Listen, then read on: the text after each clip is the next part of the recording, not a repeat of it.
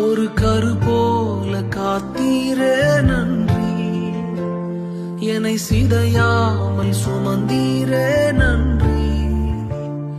ஒரு கரு போல காத்தீரே நன்றி, என்னை சிதையாமல் சுமந்தீரே நன்றி. எபினேசரே, எபினேசரே, இந்நாள் வரை சுமந்த